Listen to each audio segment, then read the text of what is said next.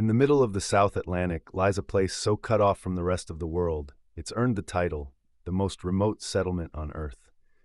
This is Tristan da Cunha, a lonely volcanic island where fewer than 250 people call home in a village with the unforgettable name, Edinburgh of the Seven Seas.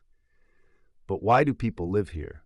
And why can't just anyone move to this hidden corner of the planet? To find out, we need to uncover the power of distance and isolation. Tristan da Cunha isn't just far, it's almost unreachable. The nearest inhabited land is St. Helena, over 2,400 kilometers away. South Africa, nearly 2,800 kilometers east. South America, more than 3,300 kilometers west. These aren't just numbers, they're walls of ocean that keep the island cut off. And to make matters harder, there's no airport, no runway, no easy way in. The only link to the outside world? A small fishing vessel from Cape Town, which sails only 8 or 9 times a year on a voyage that can take a week or more depending on weather.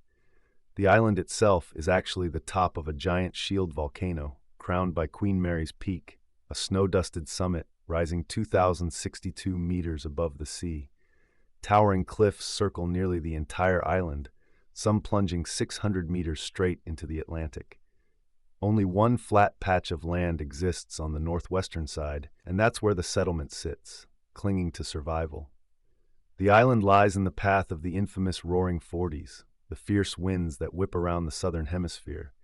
That means unpredictable storms, constant rain, and sudden bursts of sunshine, all in a single day. The weather controls everything, farming, fishing, and even whether boats can launch.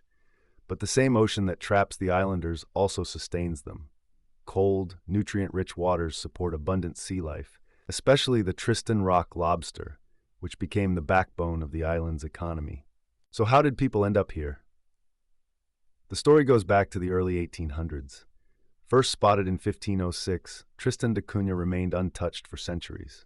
It wasn't until 1810 that Jonathan Lambert, an American adventurer, tried to claim the island, renaming it the Islands of Refreshment. His reign was short. He drowned just 2 years later.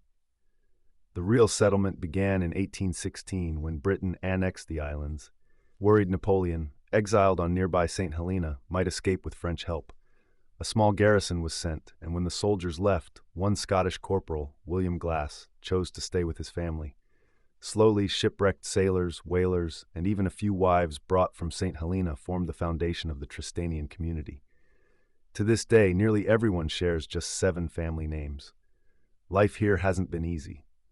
In 1961, the volcano roared back to life, forcing the entire population to evacuate to Britain.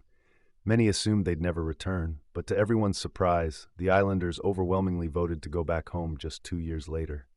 They rebuilt, proving their resilience against all odds.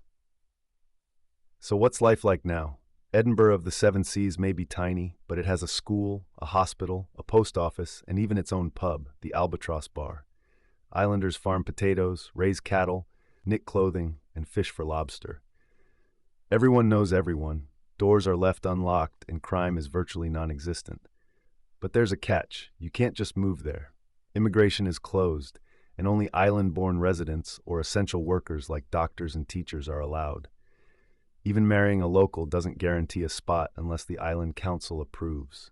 With fewer than 250 residents today and a slowly shrinking population, the future of Tristan da Cunha is uncertain.